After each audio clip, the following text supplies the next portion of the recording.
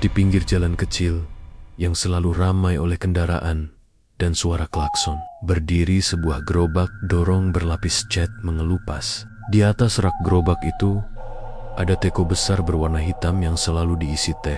Di sampingnya jeles-jeles plastik berjajar rapi, tumpukan es batu yang selalu berkilau, serta botol-botol sirup dan jeruk nipis. Orang-orang di kampung memanggilnya gerobak es teh manis Pak Darto. Namun, nama pemiliknya sudah lama tidak penting lagi. Yang penting, es teh itu selalu manis dan selalu laris. Asep, pemuda 25 tahun, sudah membantu mendorong gerobak itu sejak ia remaja. Dulu, waktu ayahnya masih hidup, beliau yang meracik teh. Setelah ayah meninggal, urusan gerobak berpindah ke tangan ibunya, Mak Darto, seorang perempuan kecil dengan tangan cekatan dan senyum yang tak pernah lepas ketika menerima uang pelanggan. Asep bekerja untuk membantu keluarga utamanya untuk membayar cicilan rumah kecil mereka di gang sempit yang menghubungkan pasar dan jalan raya utama di Brebes.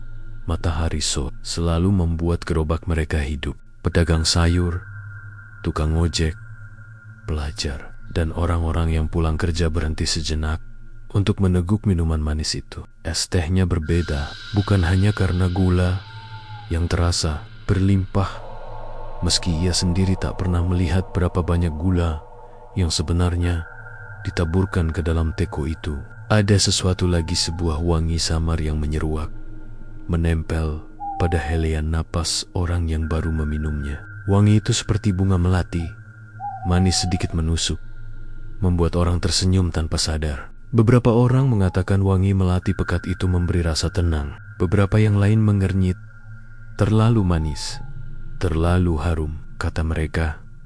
Desas-desus mulai merambat perlahan, seperti rumput liar di halaman kosong. Warga kampung yang suka bergosip bertemu tiap sore di warung kopi dan di depan tukang bakso.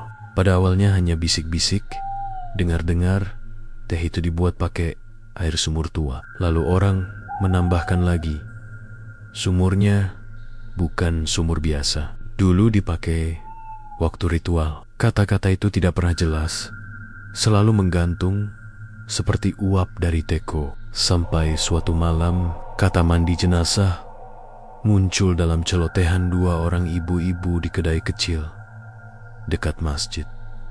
Asep mendengar semuanya, tapi ia tidak langsung percaya. Baginya, es teh adalah nafkah keluarga. Ia melihat sendiri bagaimana wajah pelanggan berubah riang setelah menegur pekerja kantoran yang sebelumnya kusut mendadak tertawa. Anak kecil yang rewel menjadi hening, dan gadis penjual kue yang katanya rezekinya meningkat semua kembali lagi setiap hari.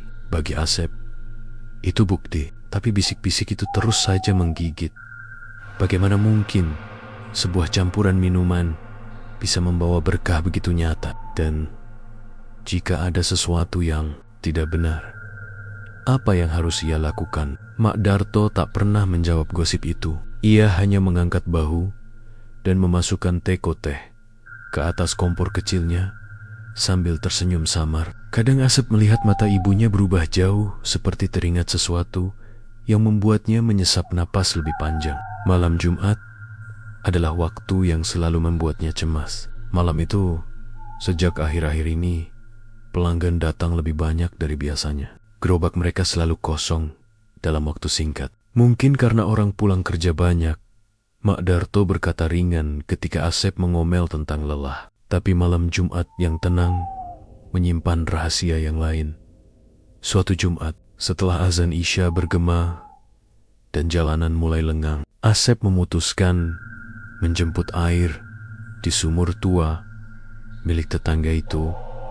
Kebiasaan lama keluarga mereka yang berpindah-pindah. Dalam cerita, air sumur tua dipercaya memberi rasa berbeda pada teh. Sumur itu berada 50 langkah dari rumah.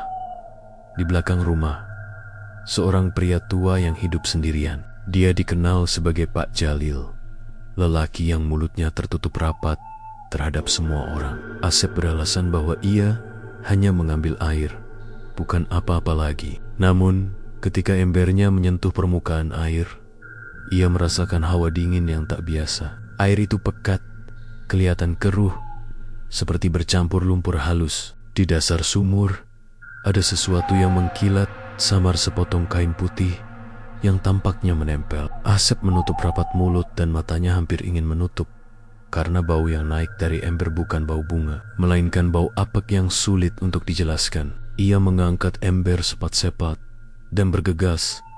Di jalan, seorang perempuan muda berhenti, menatap gerobak mereka dengan tatapan menahan. Namanya Nina. Gadis itu bekerja sebagai karyawan toko kelontong sekitar situ. Ia sering mengobrol singkat dengan Asep sambil membeli es teh setengah gelas. "Kenapa kali ini wanginya lebih kuat?" tanyanya. Suatu sore, Asep hanya mengangkat bahu. "Ibuku pakai resep lama dari nenek," jawabnya. Nina tersenyum, namun matanya tetap risau. Bukan hanya aroma yang berubah. Beberapa minggu belakangan, ada pelanggan yang datang berbisik dalam bahasa setengah percaya. Mereka meletakkan uang lebih banyak di meja, lalu pulang dengan langkah ringan. Ada penjual sayur yang suatu hari pulang, membawa kantong penuh pesanan, dan berkata pada Asep, "Sejak minum es teh itu, daganganku laku. Mungkin cuma kebetulan, tapi kebetulan berkali-kali." Tidak terasa seperti kebetulan lagi. Rasa bersalah mulai menggerogoti Asep. Di siang hari, ia menyingkap kain di bawah rak gerobak dan menemukan sebuah botol kecil yang tertutup rapi, berwarna gelap sampai ia sulit melihat isinya. Tak ada label, hanya bekas-bekas daun melati yang diremas. Hatinya berdebar. Ia tahu harus tanya pada ibunya, tapi takut jawaban itu akan mengubah dunia yang ia kenal. Dunia di mana pelanggan tersenyum, di mana utang sedikit demi sedikit tertutup, di mana ibu tidur nyenyak. Malam itu, ketika bulan menggantung rendah, Asep mengetuk pintu dapur kecil mereka. Mak Darto menyambutnya dengan wajah lelah, tangan yang berkapasitas tak lagi muda. "Bunda," ucap Asep pelan, "apa benar air sumur itu?" Ia berhenti, takut melanjutkan. Mak Darto menatapnya lama. Di wajahnya terukir sesuatu yang tak bisa dijelaskan, campuran ketegaran, penyesalan, dan penerimaan. Ia menarik napas sejenak, lalu berkata, "Ada bagian dari hidup yang kita pilih sendiri, Nak. Ada bagian yang datang karena pilihan orang tua kita, karena janji, karena keadaan. Aku hanya melakukan apa yang harus kulakukan agar anak-anak bisa makan." Kata-kata itu tidak menjawab. Mereka justru membuat pertanyaan-pertanyaan lain muncul. Janji kepada siapa? Apa harga yang harus dibayar? Siapa yang mendapat untung selain mereka? Di malam yang sama, Asep memutuskan tidak minum es teh itu lagi. Ia menaruh gelas di meja, menatapnya sebentar, lalu membawanya keluar, menatap bintang-bintang yang samar di langit Brebes. Angin malam membawa aroma melati sampai ke hidungnya, seolah bunga-bunga itu tumbuh di setiap sudut kota kecil itu. Wangi itu membuat hatinya remuk karena kontradiksi, harum yang menenangkan, dan cerita yang mengerikan. Sebelum tidur, Asep menyelinap ke belakang gerobak. Di bawah lantai kayu tersembunyi sebuah lubang kecil. Ia meraihnya. Di dalamnya tergulung selembar kertas, lusuh dan sudah menguning. Di atas kertas itu terdapat koretan-koretan huruf Jawa yang ia tak mengerti, dan di pojoknya tertancap sehelai rambut putih. Di antara tumpukan uang kertas yang biasa ia hitung tiap malam, ada juga selembar amplop kecil yang isinya mata uang yang lebih banyak dari biasanya, dengan catatan tangan yang hanya bertuliskan, "Jangan tanya." Jaga ritualnya. Asep menutup mata. Ia tahu babak baru hidupnya sedang dimulai, sebuah pilihan yang bukan ia panggil. Bertahan di balik rahasia yang membuat hidup keluarganya lebih mudah, atau mengoyak tirai yang menutup kebenaran dan membayar harga yang mungkin jauh lebih mahal. Di sudut hati, Ia juga merasa ada yang lain. Rasa ingin tahu yang membakar. Pertanyaan-pertanyaan tentang siapa yang pertama kali membuat janji itu. Sampai kapan janji itu harus ditepati. Dan untuk apa semua itu di pagi hari berikutnya. Gerobak itu kembali dipenuhi pelanggan. Para pembeli tertawa, becak, lalu lalang. Kehidupan berjalan seperti biasa. Namun di balik kanker-kanker plastik yang mengkilap, ada bisik-bisik yang diam-diam menunggu untuk diungkapkan. Dan Asep yang kini memegang selembar kertas lusuh itu tahu bahwa langkah pertamanya harus diambil. Ia belum tahu jalan mana yang akan membawanya ke jawaban. Tapi ia merasakan bahwa langkah itu akan mengantarnya melewati lorong-lorong gelap, tradisi yang tak pernah ia bayangkan. Malam di Brebes kadang sunyi, kadang ramai, tapi malam Jumat selalu punya rasa yang berbeda. Angin berhembus lebih pelan, seolah membawa sesuatu yang tidak terlihat. Lampu-lampu jalan tampak redup, meski listrik normal. Suara jangkrik terdengar lebih jelas, tapi ada kesunyian lain yang seperti menahan napas. Sejak menemukan kertas lusuh itu, Asep tidak bisa tidur nyenyak. Setiap kali ia memejamkan mata, aroma melati seperti merayap dari belakang tengkuknya. Kadang ia mendengar bunyi air menetes, padahal keran sudah ditutup rapat. Di kepalanya, satu pertanyaan terus berputar. Syarat apakah yang harus dijaga itu? Ontak, dan kepada siapa? Siang itu, saat gerobak didorong ke pinggir jalan utama seperti biasa, Magdarto tampak berbeda. Wajahnya tidak lagi menyimpan senyum lembut seperti hari-hari sebelumnya. Matanya lebih sayu dan tangannya sedikit bergetar saat menuangkan es ke gelas pelanggan. Ia beberapa kali menatap Asep seakan ingin bicara, tapi menahan diri. Pembeli datang silih berganti. Setiap gelas yang diberikan selalu diikuti dengan aroma melati yang menguar lebih tajam dari hari-hari sebelumnya. Sampai akhirnya Nina datang. Gadis itu terlihat lebih pucat. Ia membeli es teh seperti biasa, tapi tangannya sedikit gemetar saat mengangkat gelas. Aromanya makin kuat ya, ucapnya pelan. Ada rasa takut di matanya. Bukan sekadar heran, Asep menendak, tak sanggup menjawab. Ia hanya menatap potongan es yang perlahan mencair. Nina menatap Asep lama, kemudian mendekat dan berbisik. Aku dengar cerita dari ibu-ibu di gang belakang. Mereka sumur itu dulunya dipakai untuk memandikan mayat sebelum dikuburkan. Dan katanya, kalau air itu diseduh bersama bunga melati, bisa menarik rezeki dan passion. Ia menelan ludah. Suaranya lebih lirih, tapi katanya juga ada yang harus dibayar. Asep tahu itu bukan sekadar rumor lagi. Matanya menoleh pada ibunya yang masih melayani pembeli. Semakin hari, Magdarto tampak semakin lelah, seolah ada sesuatu yang menguras hidupnya sedikit demi sedikit. Menjelang maghrib, ketika semua kursi plastik sudah dibereskan dan gerobak mulai didorong pulang, Magdarto akhirnya membuka suara. Asep, katanya pelan, malam ini jangan tidur. Kita harus ke sumur. Asep berhenti mendorong gerobak. Dadanya seolah ditarik sesuatu yang berat. Apa yang akan kita lakukan? Tanyanya. Kita memenuhi syaratnya, jawab ibunya tanpa menoleh. Hening memanjang seperti kain yang ditarik perlahan. Asep ingin bertanya banyak hal, ingin menuntut penjelasan, ingin menolak, tapi kata-katanya tertelan oleh rasa takut yang tiba-tiba menancap di dada. Ia hanya mengangguk pelan, meski hatinya berontak. Malam itu, bulan separuh menggantung redup. Udara terasa lembab, seperti habis hujan, meski langit tidak meneteskan air apapun. Magdarto membawa sebuah baskom kecil berisi daun melati yang sudah diremas. Asep membawa ember kosong dan senter.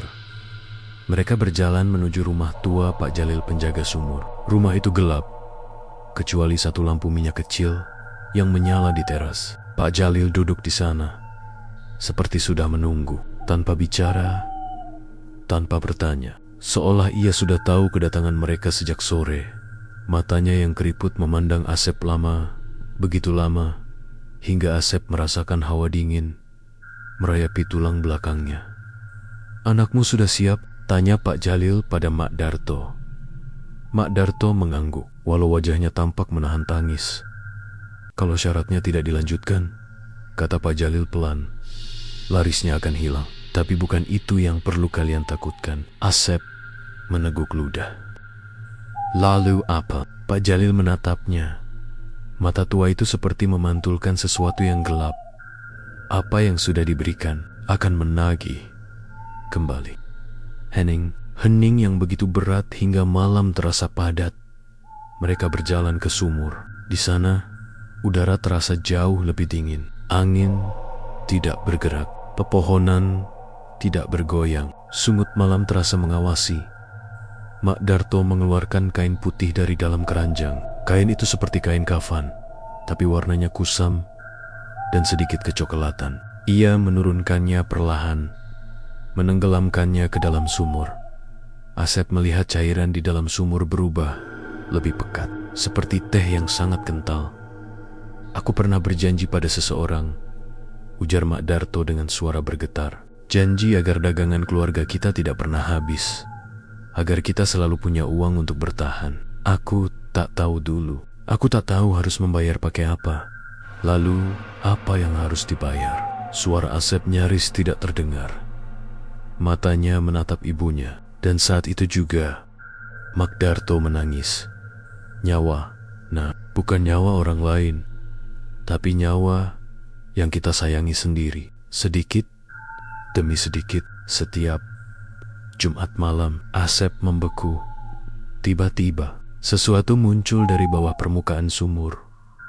Sebuah tangan pucat, kurus, dengan kuku panjang yang pecah-pecah, perlahan naik ke permukaan air, seolah hendak meraih siapa saja yang berdiri di tepinya.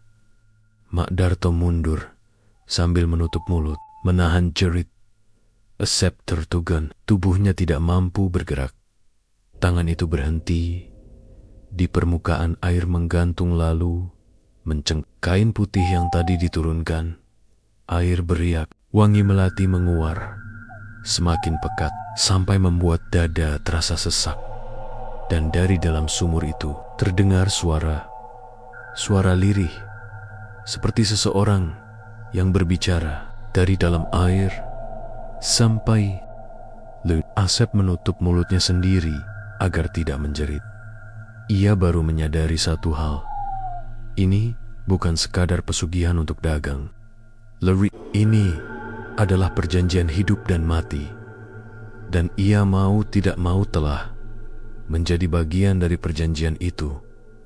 Malam itu, saat mereka pulang, Asep menyadari satu hal yang lebih menakutkan dari apapun. Aroma melati yang selama ini menempel pada teh bukan hanya wangi bunga, tapi wangi dari sesuatu yang pernah hidup dan tidak sepenuhnya mati. Dan mulai malam itu, Asep tahu rezeki yang datang tidak pernah gratis. Selalu ada harga yang menunggu waktu untuk ditagih. Sejak malam itu, semuanya berubah bagi Asep. Ia tidak lagi melihat es teh sebagai sekadar minuman manis yang menyegarkan orang-orang di pinggir jalan Brebes. Ia melihatnya sebagai sesuatu yang memiliki bayangan gelap, di belakangnya bayangan yang tak terlihat mata biasa, tapi terasa menempel, mengikuti, mengawasi. Pagi itu, Asep duduk di bangku kecil belakang rumah sambil menatap tangan sendiri. Tangan itu yang tadi malam memegang ember berisi air sumur yang bukan air biasa. Tangan itu yang mungkin sudah bersentuhan dengan sesuatu yang bukan manusia. Mak Darto duduk di dapur, membungkus melati dalam kain kecil. Wajahnya tertutup sayu, seolah bertambah 10 tahun dalam semalam. Rambutnya sudah kusut, tubuhnya gemetar. Namun ia memaksa tangannya tetap bekerja. "Asep," panggilnya pelan. Asep menoleh. "Kita lanjutkan berdagang seperti biasa. Jangan berubah. Kalau kita terlihat takut, itu justru mengundang Asep ingin bertanya, mengundang apa? Tapi ia memilih diam karena ia sudah tahu jawabannya. Mengundang perhatian dari sesuatu di sumur itu. Sesuatu yang mereka berhutang kepadanya. Gerobak itu kembali didorong ke jalan raya besar, dekat pasar Brebes. Matahari bersinar seperti biasa. Tapi bagi Asep, semuanya terasa redup. Orang-orang tetap datang satu persatu. Ada tukang ojek yang datang paling awal sambil tersenyum lebar. Seperti biasa, Sep. Yang manis sekali, katanya. Asep menuang es teh ke gelasnya. Aroma melati kembali naik lebih tajam, lebih menyengat. Asep memaksakan senyum. Tapi saat pria itu meneguk minuman itu, Asep melihat sesuatu yang tidak pernah ia lihat sebelumnya. Di pantulan matanya, Asep melihat sumur. Bukan wajah atau langit. Bukan gerobak, tapi sumur tua yang gelap, dengan tangan pucat yang meraih dari dalam. Asep tersentak sampai hampir menjatuhkan sendok. Kenapa, Sep? Tanya si tukang ojek sambil tertawa ringan. Asep buru-buru menggeleng. Tidak apa-apa, Bang. Namun sejak itu, setiap pelanggan yang minum es teh, matanya berubah. Hanya sekejap, hanya seuntai pantulan, tapi semuanya sama. Sumur, tangan, kegelapan, seolah mereka semua pernah melihat sesuatu yang seharusnya hanya ia dan ibunya yang tahu. Siang itu, Nina kembali datang, tapi kali ini ia tidak memesan teh. Ia berdiri di depan gerobak, menatap Asep dengan wajah yang sulit dijelaskan.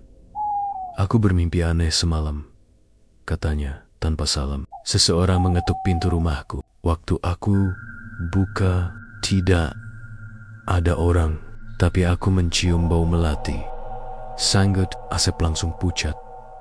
Nina menelan ludah. Sep, kamu harus jujur sama aku. Ada apa dengan es teh itu? Asep ingin menjawab, ingin menceritakan semuanya tentang sumur, tentang janji, tentang tangan itu. Tapi sebelum ia membuka mulut, Mak Darto tiba-tiba berdiri di belakangnya. Tidak ada apa-apa, kata Mak Darto cepat. Suaranya terdengar lebih keras dari biasanya. Nina tertigan. Mak Darto menatapnya tanpa berkedip. Tatapannya keras, tajam, bukan seperti seorang ibu yang selama ini dikenalnya. Kalau kamu tidak mau minum, tidak apa, sambung Mak Darto. Suaranya pelan, namun tegas. Tapi jangan menanyakan yang bukan urusanmu. Nina perlahan mundur. Ada rasa sakit di matanya, campuran kecewa, heran, dan takut. Asep hanya bisa menunduk saat Nina pergi. Kenapa Bunda bicara begitu? Asep bertanya setelah gadis itu jauh. Mak Darto tidak langsung menjawab. Ia memegang sisi gerobak. Tubuhnya sedikit goyah. Kalau dia tahu, katanya lirih. Kalau ada orang luar yang tahu. Ia terdiam. Matanya menatap kosong, bukan pada Asep, bukan pada dunia ini, yang dari sumur akan datang menagih lebih cepat. Malam itu, ketika mereka sampai di rumah, Asep tidak lagi bisa menahan diri. Bunda, katanya dengan suara berat, katakan semuanya. Aku harus tahu. Mak Darto menutup wajahnya dengan kedua tangan. Bahunya bergetar. Dulu, sebelum kamu lahir, ayahmu pernah sakit parah, katanya dengan suara serak. Tidak ada uang, tidak ada yang bisa kami jual lagi. Aku datang ke Pak Jalil. Dia bukan hanya penjaga sumur, Sep. Dia perantara. Asep terdiam. Perantara antara siapa dan siapa? Tanyanya. Mak Darto menatapnya. Antara manusia dan yang tidak pernah mati. Asep merasa dunia di sekelilingnya seolah mundur jauh ke belakang. Yang dari sumur itu dulunya manusia. Lanjut Mak Darto pelan. Dulu ia adalah orang sakti yang menguasai ilmu pengikat rezeki. Tapi ia mati tidak sempurna. Ada ritual yang gagal. Tubuhnya dimandikan di sumur itu. Jiwanya tidak pergi. Ia menunggu seseorang yang mau meneruskan ritual itu. Asep memicingkan mata, ngeri, dan Bunda memilih menjadi penerusnya. Air mata Makdarto menetes. Aku tidak punya pilihan lain waktu itu. Ayahmu akan mati. Aku ingin keluargaku selamat, tapi aku tidak tahu bahwa aku harus membayar dengan umurku sendiri. Asep mengangkat wajahnya cepat. Umur Makdarto mengangguk pelan. Setiap malam Jumat, sedikit dari umurku diambil. Itulah sebabnya aku makin lemah, makin cepat tua. Asep Tedium, tangan yang semalam muncul dari sumur, terbayang jelas. Kalau begitu, bisiknya, berapa lama lagi yang tersisa? Makdarto menutup mata. Tidak lama, dan di saat itulah, dari luar rumah, terdengar ketukan. Pelan, lambat, seperti seseorang mengetuk sambil mengalirkan aroma. Aroma melati yang begitu pekat, sampai hampir terasa seperti wangi mayat habis dimandikan. Asep dan ibunya saling menatap. Ketukan itu terdengar lagi, lalu lagi. Tok, tok, tok. Tidak ada suara lain. Hanya wangi melati dan rasa bahwa apapun yang selama ini hanya berada di sumur kini sudah berdiri di depan pintu rumah mereka. Ketukan itu terasa seperti menghantam dada. Bukan keras, bukan tergesa, justru perlahan, seolah yang mengetuk tahu mereka sedang menahan napas dari dalam rumah. Asep berdiri kaku, tangannya dingin seperti baru dicelupkan ke sumur semalam. Makdarto memegang dinding agar tidak jatuh. Napasnya pendek, seperti setiap hembusan membuatnya semakin letih.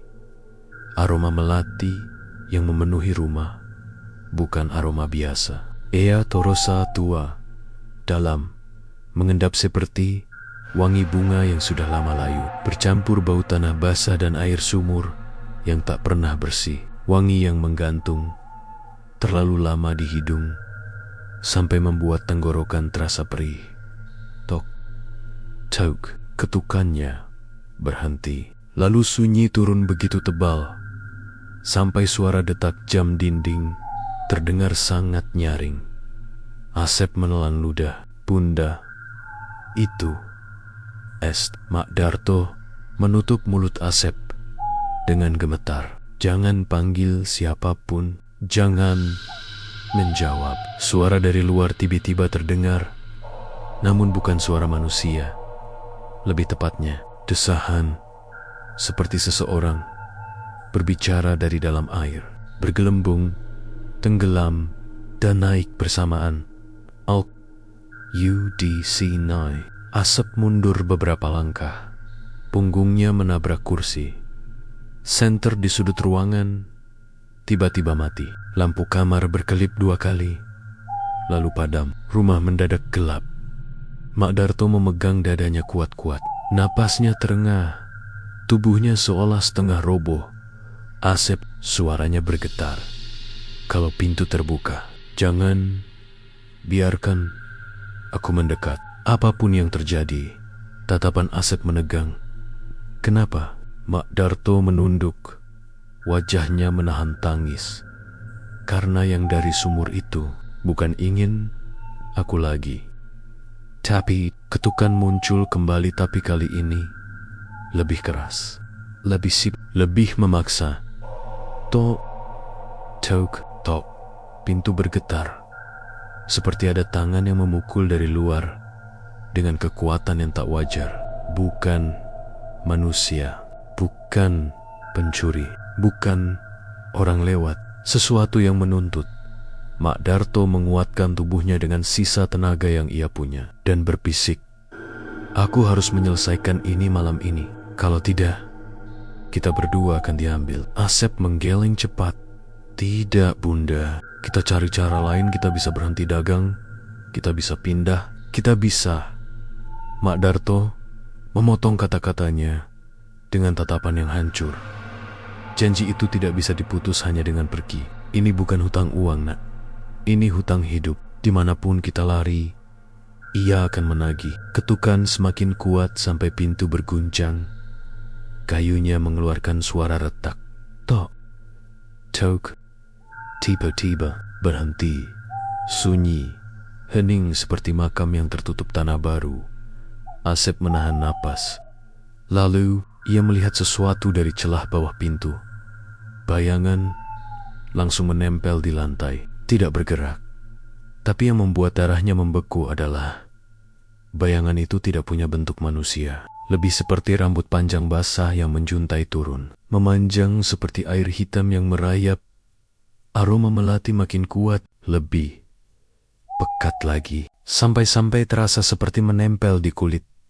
Mak Darto berlutut, tubuhnya terkulai lemah.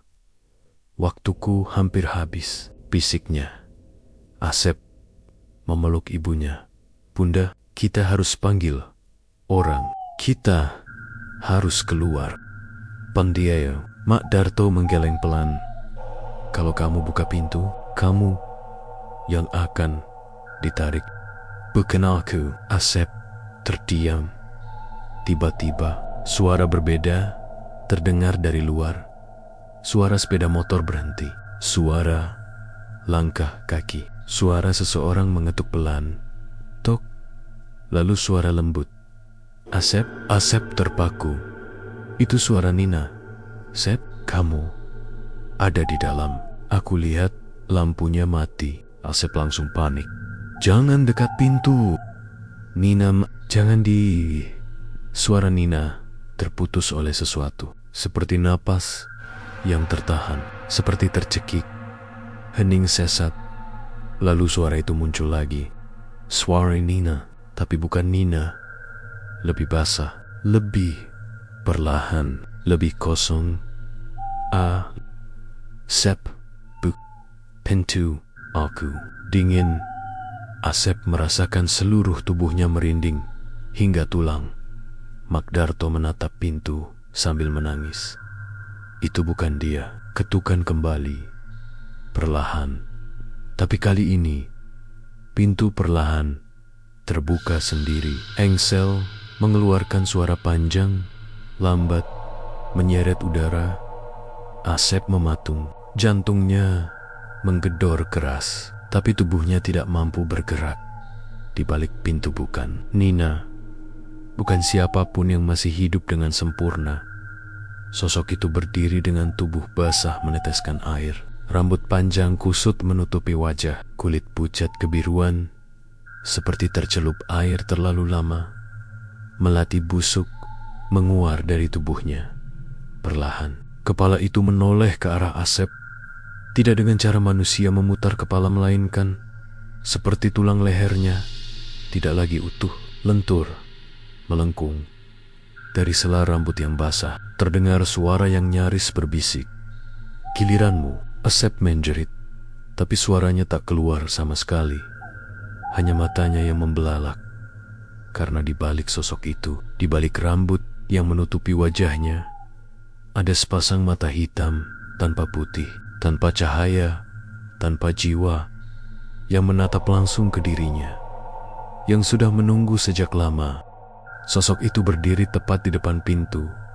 Tubuhnya basah, seperti habis terendam lama di dalam air.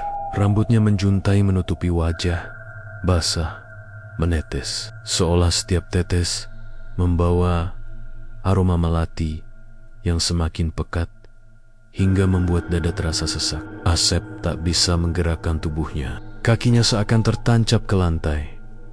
Mak Darto berusaha berdiri, tapi tubuhnya melemah. Ia meraih lengan Asep, menariknya sedikit ke belakang.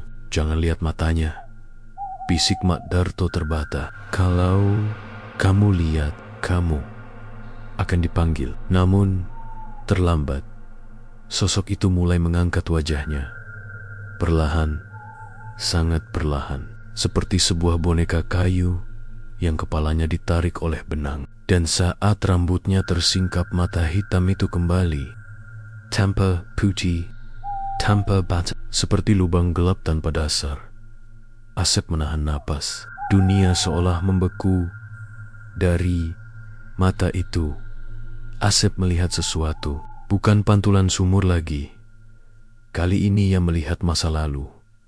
Ia melihat Mak Darto muda. Beberapa tahun sebelum ia lahir, Mak Darto duduk di samping tubuh seorang laki-laki kurus yang terbaring di tikar. Wajah laki-laki itu pucat, tubuhnya gemetar, batuknya seperti merobek paru-paru. Itu ayah Asep, tapi jauh lebih muda dan jauh lebih sakit. Di sebelahnya ada Pak Jalil yang masih tegak dan bertenaga, memegang sebuah mangkuk air dari sumur. Kalau kau mau dia hidup, kata Pak Jalil dalam penglihatan itu, kau harus berjanji menjaga ritual ini sampai penerusmu siap. Mak Darto menangis dalam penglihatan itu. Kalau aku tidak lakukan, semuanya akan hilang, termasuk nyawa anak dalam kandunganmu. Asep tepuk, ia belum lahir saat itu. Janji itu dibuat atas namanya, bukan oleh dirinya. Dalam penglihatan itu, Mak Darto memegang tangan ayahnya dengan erat. Ia menggigit bibirnya sampai berdarah, lalu berkata, aku setuju. Dan seyakin itu, semua dimulai. Penglihatan itu hilang seketika saat sosok sumur itu mengambil satu langkah masuk ke rumah. Lantai kayu basah oleh tetesan air yang jatuh dari tubuhnya. Cahaya lampu yang redup memantulkan bentuknya. Tidak sepenuhnya manusia, tidak sepenuhnya mayat. Asep mundur beberapa langkah. Sosok itu berbicara, namun bukan dengan suara mulut. Suara itu datang seperti dari dalam kepala. Janji belum lunas. Mak Darto tersungkur ke lantai. Napasnya menjadi sangat lambat. Asep memeluk ibunya. Bunda, Bunda buka mata. Mak Darto memaksakan tersenyum meski matanya setengah terpejam. Aku sudah meminjam terlalu banyak rezeki dari dia. Besik, sudah terlalu banyak malam Jumat yang kulalui. Tubuhku tidak punya cukup waktu lagi. Tiba-tiba sosok itu bergerak cepat. Bukan berjalan, bukan melangkah, melainkan menggeser, seperti bayangan panjang yang mengalir. Ia berhenti tepat di samping Mak Darto. Tangan pucat itu terulur, hampir menyentuh kepala ibunya. Asep menghempas tubuhnya, memeluk ibunya erat, menahan tangan itu dengan seluruh tenaga yang ia punya. Aku tidak akan biarkan, teriaknya. Tangan itu berhenti, tepat beberapa sentimeter dari wajah Mak Darto. Sosok itu menoleh pada Asep. Kali ini, Aides, namun bukan senyum manusia. Senyum itu panjang, tipis, rusak. Kau yang kupanggil, Asep. Merinding, hatinya seperti jatuh ke jurang. Kenapa aku? Suaranya pecah. Sosok itu mendekat. Songgot, aroma melati bercampur bau kubur begitu kuat sampai Asep hampir muntah. Karena kau lahir dari janji itu, dan semuanya tiba-tiba masuk akal. Asep adalah pembayaran, bukan uang, bukan bangga, bukan sekadar tenaga. Hidupnya. Mak Darto memaksa dirinya bangun, memegang tangan Asep sekuat mungkin, menggeleng, menangis. Tidak, ambil umurku saja, ambil sisa yang aku punya. Jangan daya, jangan anakku. Tapi sosok itu menggeleng pelan, gerakan lambat seperti kain terendam air. Janji bukan milikmu lagi, janji milik darah. Asep menahan napas. Ia merasakan sesuatu menekan dadanya dari dalam, seperti ada tali tak terlihat yang mulai membelit jiwanya. Rumah tiba-tiba terasa sempit, seperti dindingnya merapat. Mak Darto menjerit, tangisnya pecah. Jangan ambil anakku, jangan ambil dia. Ambil aku yang memilih, aku yang meminta, aku. Tapi suaranya terputus. Karena sosok itu menyeret bayangannya. Bayangan Mak Darto, bukan tubuhnya. Terangkat dari lantai, seperti kabut hitam yang ditarik dengan tangan. Mak Darto menjerit. Tubuhnya gemetar hebat. Asep memeluk ibunya, Tapi tubuh Mak Darto terasa semakin ringan, seperti beratnya berkurang, seperti jiwanya mulai tertarik keluar. Asep tidak berpikir lagi. Ia menatap sosok itu, dan ia berkata, "Aku akan menggantikan Bunda, tapi bukan sekarang. Aku akan bayar janji itu sampai aku yang memutusnya sendiri." Sosok itu terdiam. Bayangan Mak Darto berhenti ditarik. Ruangan terasa seperti kembali bernapas. Asep menatap mata hitam itu. Tanpa gentar, tanpa menunduk, sosok itu perlahan mundur. Tetesan air di lantai berhenti. Aroma melati memudar. Sosok itu berbisik, atau mungkin menyelinap langsung ke dalam hati. "Malam Jumat, kau akan kupanggil." Lalu tubuh itu memudar, menyusut, hilang seperti kabut yang ditelan gelap. Pintu menutup sendiri. Rumah kembali sunyi. Mak Darto jatuh dalam pelukan Asep. Tubuhnya lima, tapi hidup. Asep memeluk ibunya erat. Tidak ada yang berkata apa-apa, karena mereka berdua tahu janji itu belum selesai. Dan mulai malam itu, Asep adalah bagian dari perjanjian itu. Suka atau tidak suka, siap atau tidak siap, kini giliran Asep yang harus mencari cara. Bukan untuk bertahan, tapi untuk memotong perjanjian yang telah berjalan turun-temurun. Dan waktunya berjalan cepat. Malam Jumat berikutnya sudah menunggu. Sejak kejadian malam itu, rumah Asep menjadi jauh lebih sepi dari biasanya. Bukan sepi karena tidak ada suara, tetapi sepi yang membuat dada terasa berat, seperti ada sesuatu yang diam-diam mengawasi. Bahkan suara langkah ayam di halaman pun terdengar jelas, seolah dunia memperlambat waktu. Mak Darto masih terbaring lemah. Tubuhnya ada di rumah, tetapi wajahnya terlihat seperti orang yang jauh. Pikirannya seperti masih tertahan di tempat gelap yang pernah hampir menariknya pergi.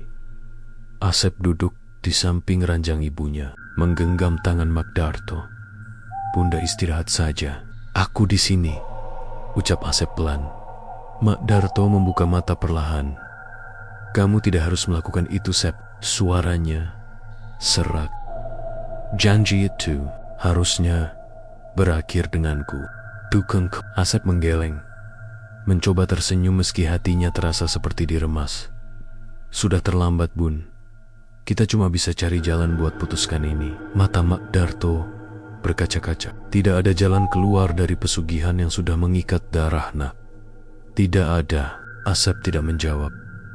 Tapi dalam hatinya, ia bersumpah ia akan menemukan jalan itu.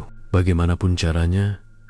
Siang itu, Asep pergi ke warung, tempat biasanya orang kampung berkumpul. Ia tidak ingin terkenal, tidak ingin gosip, tapi ia perlu jawaban. Ia tahu seseorang yang mungkin masih menyimpan cerita lama, seseorang yang dulu dekat dengan Pak Jalil. Mbah Ranta hidup sendirian di rumah paling ujung desa, dekat sawah luas yang menghadap ke bukit. Banyak orang bilang ia orang yang tahu lebih banyak daripada yang ia ucapkan. Dulu ia sering membantu warga dengan ramuan atau penjelasan tentang hal-hal yang tidak bisa dijelaskan dokter atau kiai biasa. Asep berjalan ke rumahnya. Pintu kayu tua itu terbuka sedikit, seperti memang menunggu seseorang datang. Bah, panggil Asep pelan. Dari dalam terdengar suara batuk tua dan langkah kaki pelan. Seorang perempuan kurus dengan rambut putih dan kulit keriput muncul sambil membawa teko air panas. "Wih, anak Mak Darto," ucapnya pelan, tapi matanya tajam, seperti sudah siap dengan jawaban sebelum pertanyaan datang. "Kau akhirnya datang, Asep." Mbah tahu." Mbah Ranta duduk pelan. "Semua yang meminum manis, yang bukan dari gula, pasti akhirnya datang padaku." Aroma teh melati tercium dari teko itu. Asep merinding. "Duduklah, Nak. Ceritakan apa yang sudah terjadi," katanya lembut. Asep menceritakan semuanya. Dari sumur, pesugihan, kedatangan sosok itu, sampai janji yang kini jatuh padanya, Mbah Ranta hanya mengangguk pelan. Tidak. Bingung, seolah ia sudah tahu urutan cerita itu sejak dulu. Yang menemuimu itu bukan sekadar penunggu sumur lama, kata Mbah Ranta. Itu adalah pengikat janji. Ia bukan roh orang mati. Ia bukan iblis penuh. Ia bukan manusia. Ia adalah sesuatu yang lahir ketika seseorang menggadaikan rezeki dengan kehidupan orang lain. Asep mengepal tangan. Bagaimana cara memutusnya? Mbah Ranta memandangnya lama. Sangat lama. Mata tuanya penuh kesedihan. Kau yakin mau dengar? Suaranya pelan. Asep mengangguk. Janji itu hanya bisa diputus dengan satu dari dua cara, kata Mbah Ranta. Asep menelan ludah. Yang pertama, lanjut Mbah Ranta, pesugihan itu harus dibayar lunas. It's a party. Harus ada yang menyerahkan dirinya secara penuh dan sukarela, tanpa paksaan, tanpa ketakutan. Orang itu harus benar-benar siap mati. Asep langsung paham apa maksudnya.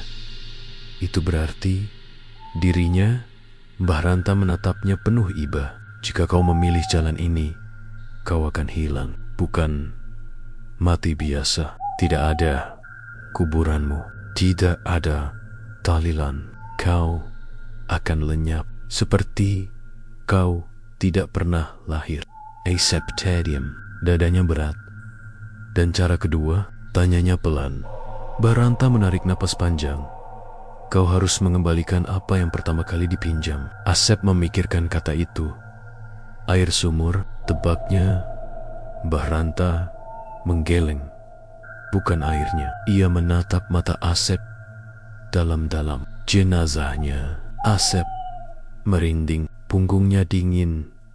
Apa maksud Mbah? Mbah Ranta menutup mata sesaat, lalu berkata, pesugihan ini dimulai ketika seseorang menggunakan air dari sumur tempat memandikan mayat tertentu. Mayat yang mati tidak wajar. Roh itu tidak tenang, dan karenanya mudah dijadikan pengikat rezeki. Untuk memutusnya, jenazah yang dulu dipakai harus dikembalikan ke tempat asalnya, harus dikuburkan ulang dengan cara yang benar. Asep hampir tidak bisa berbicara. Jenazah itu sudah lama dikubur. Bagaimana aku tahu siapa dia? Mbah Ranta memandangi sawah di luar rumah. Angin sore membawa bau tanah basah. Kau tidak perlu mencarinya jauh, katanya pelan.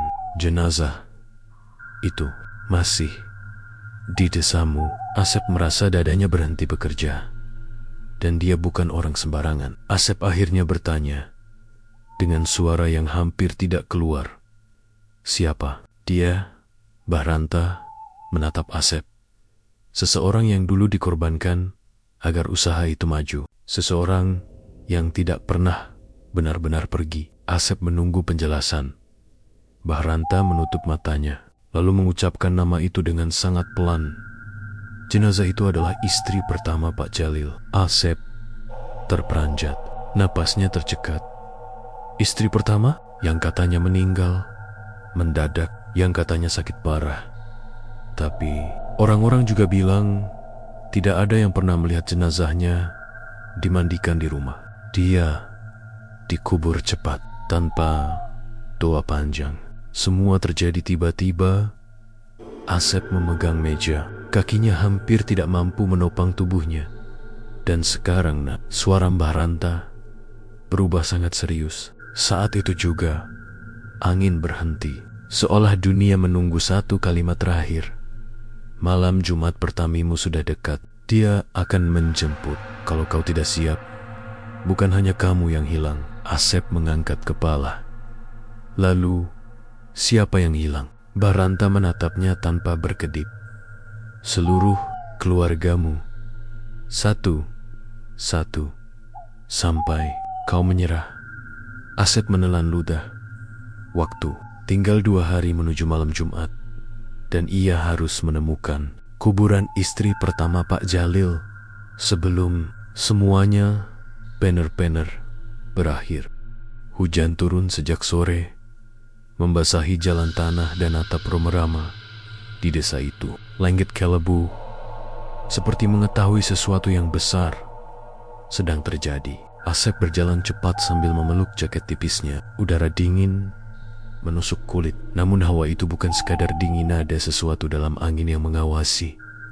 Malam Jumat semakin dekat, dan sekarang ia tahu siapa yang harus ia temukan.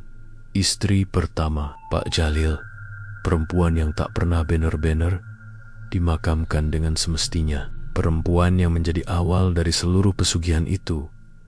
Asep tiba di rumah Pak Jalil. Pintu rumah itu sudah lama remuk, jendelanya pecah. Rumah itu kosong, gelap, tak terurus, tapi Asep tahu disinilah kuncinya. Ia memasuki rumah itu. Lantainya lembab, bau kayu busuk, debu lembut menari di udara dingin. Di ruang tengah masih ada meja kecil, tempat dulu orang-orang bilang keluarga Jalil suka minum teh setiap sore. Di bawah meja itu, Asep melihatnya. Lantai kayu yang warnanya berbeda, lebih rapat, seperti ada sesuatu yang disembunyikan di bawahnya. Asep berlutut, menarik papan itu. Awalnya sulit, paku tua menahan kuat, until crack. Papan itu terlepas. Asep menahan napas. Ada tanah basah, bukan tanah kuburan, tapi tanah yang pernah digali dan ditimbun kembali dengan tergesa-gesa. Dadanya berdegup keras, tangannya bergetar. Namun ia tidak punya pilihan lain. Ia menggali dengan kedua tangannya langsung, tanpa skop, tanpa alat. Tanah itu dingin, berat, dan basah. Hujan di luar seperti mengikuti irama galian itu. Setelah beberapa menit tangannya menyentuh kain putih yang sudah berubah menjadi kusam dan abu-abu, kain kafan. Asep menelan ludah. Perlahan ia menariknya ke permukaan, dan saat kain itu terangkat, aroma melati langsung memenuhi seluruh rumah. Aroma itu kuat, pekat, tidak wangi, tetapi menusuk, membuat bulu kuduk berdiri, membuat tubuh seperti ditarik ke masa yang bukan miliknya. Asep menutup hidung, tapi aroma itu seolah berasal dari dalam kepala sendiri. Di dalam kafan itu, wajah perempuan itu jelas terlihat, tidak membusuk seperti mayat biasa. Tidak rusak, hanya pucat. Bibirnya kebiruan, matanya tertutup rapat seolah ia hanya tidur sangat panjang. Dan di ujung kedua matanya ada bekas air mata yang mengering. Asep tersentak. Perempuan ini tidak meninggal dengan damai. Ia menangis saat dikubur. Sebelum Asep bisa memproses semua itu, lampu di langit-langit bergetar. Suara krik, krik, krik terdengar dari sudut ruangan. Asep perlahan menoleh. Dia datang. Sosok itu terbuat dari air. Rambut panjang basah menutupi wajah. Tubuhnya menetes seperti baru diangkat dari sumur. Tapi malam ini, sosok itu lebih nyata, lebih padat, seolah semakin dekat menjadi sesuatu yang bisa menyentuh dan mengambil. Ia mendekat tanpa suara. Aroma melati semakin pekat. Asep hampir pingsan karenanya, tapi ia berdiri tegak. Aku tahu siapa kamu. Suara Asep bergetar tapi jelas. Sosok itu berhenti. Asep menunjuk mayat perempuan itu. Kau adalah dia. Kau bukan penunggu sumur. Kau bukan iblis. Kau adalah manusia yang dimanfaat. Sosok itu tidak bergerak. Air mulai menetes lebih deras dari tubuhnya, seolah ia sedang menangis. Asep melanjutkan, kau dipaksa, kau dijadikan tumbal, dan ruhmu tidak pernah diantar pulang. Sosok itu perlahan mendongak. Untuk pertama kalinya Asep melihat wajahnya dengan jelas. Bukan menyeramkan, bukan rusak. Hanya wajah perempuan yang tersakiti, yang hatinya hancur, yang tidak punya kesempatan mengucap selamat tinggal. Air yang menetes dari matanya bukan air sumur, Tapi air mata sebenarnya Asep menandok. Ia menggenggam kafan itu perlahan. "Aku akan menguburkanmu dengan benar," katanya pelan. "Sesuai syariat. Sesuai namamu." Rumah terasa lebih hangat. Sosok itu menundukkan kepala. Tangannya terulur bukan untuk menarik, tapi menyentuh Asep dengan lembut. Dan saat itu, Asep melihat semuanya. Bagaimana ia meninggal, bagaimana tubuhnya dibawa diam-diam, bagaimana air sumur bekas mandi dirinya digunakan pertama kali, bagaimana pesugihan dimulai. Dia bukan monster, dia korban. Asep menguburnya kembali, bukan di bawah rumah, bukan sembunyi-sembunyi, tapi di kuburan desa dengan kain kafan baru, doa lengkap, dan air suci. Magdarto hadir. Mbah Ranta membaca doa. Warga datang satu persatu tanpa banyak bertanya. Saat liang kubur ditutup aroma melati, hilang. Bukan memudar, bukan tersisa, justru menghilang sepenuhnya. Seperti tidak pernah ada. Langit cerah, hujan berhenti, dan angin membawa ketenangan yang tidak pernah Asep rasakan seumur hidupnya. Malam itu di rumahnya, Asep terbangun karena mendengar suara langkah pelan. Sosok perempuan itu berdiri di dekat pintu kamarnya. Tidak basah, tidak menyeramkan, tidak menetes air. Ia tersenyum, senyum lembut, senyum damai. "Terima kasih." Suaranya sangat pelan, seperti angin menyentuh daun. Asep menandok, "Hormat." Saat ia mengangkat kepalanya, sosok itu sudah tidak ada. Yang tersisa hanya keheningan yang tenang. Bukan keheningan yang menakutkan, tapi keheningan yang mengakhiri segala beban. Dan mulai esok, hari warung es teh manis di Brebes itu tetap buka. Tapi rasanya tidak lagi terlalu manis, tanpa gula. Tidak lagi beraroma melati, tidak lagi penuh janji. Hanya es teh biasa, dengan pelanggan apa adanya, dengan rezeki yang datang sesuai usaha, tanpa perjanjian, tanpa bayaran jiwa. Asep bekerja dengan tangan sendiri. Mak Darto tersenyum lebih sering, dan sumur tua itu ditutup selamanya. Bukan untuk disembunyikan, tapi untuk diakhiri. Pesugihan itu resmi berakhir, dan Asep akhirnya bisa hidup sebagai manusia biasa.